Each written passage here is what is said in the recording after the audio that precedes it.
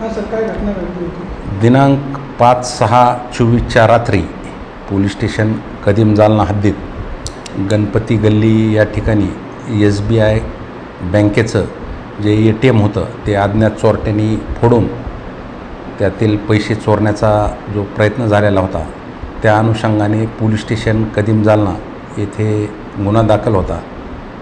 सदर गुन्हा दाखल झाल्याच्यानंतर माननीय SP साहेब, ॲडिशनल SP साहेब यांच्या सूचनेनुसार आम्ही स्थानिक गुन्हे शाखे येथील अधिकारी व कर्मचारी यांची टीम सदर गुन्ह्याचा तपास करत असताना सदर ठिकाणचे जे तांत्रिक पुरावे आहेत, त्यामध्ये CCTVचे जे फुटेज, डम डाटा या आधारे आम्ही शोध घेऊन सदर ATM फोडणारे प्रॉपर जालना येथीलच 3 आरोपी आम्हाला निष्पन्न करून त्यांना आम्ही ताब्यात घेतलेलं आहे.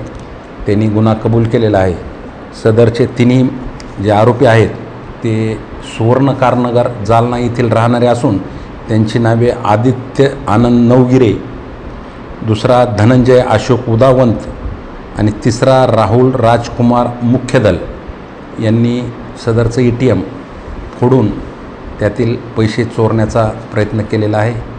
त्यावरून त्यांना ताब्यात घेऊन पुढील आणखीन काही गुन्हे केलेत का याचा तपास घेऊन चौकशी चालू आहे.